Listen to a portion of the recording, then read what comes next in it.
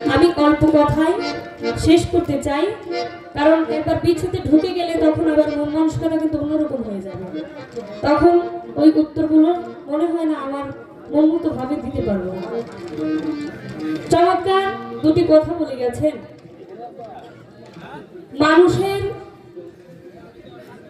কিছু শব্দ আছে সীমাহীন, একাধিক শব্দ আছে। সেই শব্দগুলো কি? কোরআনে কিন্তু মানুষকে অনেকগুলো নাম দেওয়া হয়েছে, ৫-৭টি নাম দেওয়া হয়েছে। আমরা জানি আমরা তো মুসলমান, তাই না? এটা কিন্তু মানুষের একটা শব্দ, এটা একটা নাম।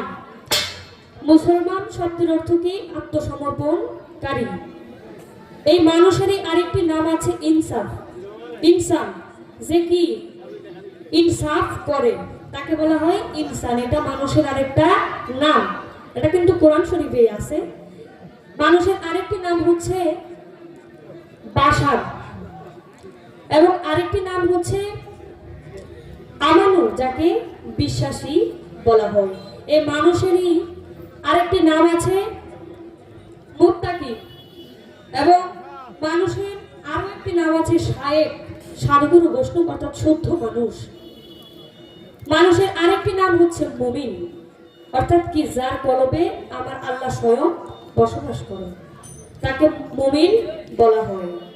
তো এই মানুষের মধ্যে দুটি ভাগ আছে। কি?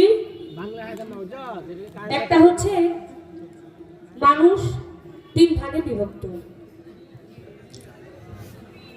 এক ভাগ হচ্ছে আম মানুষ, অর্থাৎ আমরা যে সাধারণ মানুষ। আমরা যারা সাধারণ মানুষ, তারা মারা গেলে কিন্তু তাদের মাজার হয় না, তাদের কি হয়? কবর হয়। এটাকে আম মানুষ বলা হয়, যারা সাধারণ মানুষ। এবং খাস মানুষ তাদের বলা হয় জানেন? যারা ওলি আউলিয়া, যাদের মাজার হয়।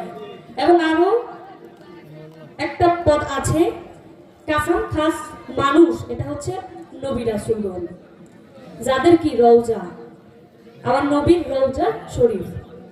তো যাক, ছোট্ট করে বললাম যে বিভাগের কথা।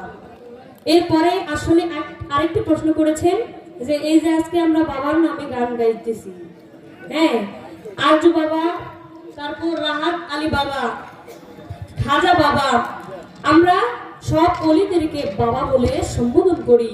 এর কারণটা কি? এখানে আমার কাকা লাগে, উনি বলতেছে বাবা, আমি ওনার মেয়ে, আমিও বলতেছি বাবা। এটার কারণ কি? আমরা যে দরবারে যাই সেই দরবারের নামের পাশে বাবা বলি। আসলে বাবারা, বাবা আর হচ্ছে পিতা, দুইটা কিন্তু দুই জিনিস। পিতা কি? পিতা হচ্ছে জন্মদাতা, যিনি আমাকে জন্ম দিয়েছেন, তিনি আমার পিতা। আর বাবা জিনিসটা কি? এর একদম ছোট করে যদি উত্তর দিতে যাই, সুন্দরের চেয়েও যিনি সুন্দর, তিনি কি? আমরা সুন্দরকে কি বলি? বাহ বাহ করি না? এখান থেকে আসছে কি? বাবা। অর্থাৎ তিনি সুন্দরের চেয়েও সুন্দর।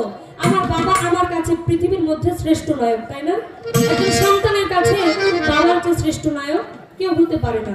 কেন হয়? বাবার মধ্যে ওই ভালো গুণগুলো সন্তান দেখতে পারে। কারণ একজন বাবা তার সন্তানের জন্য সবকিছু করে।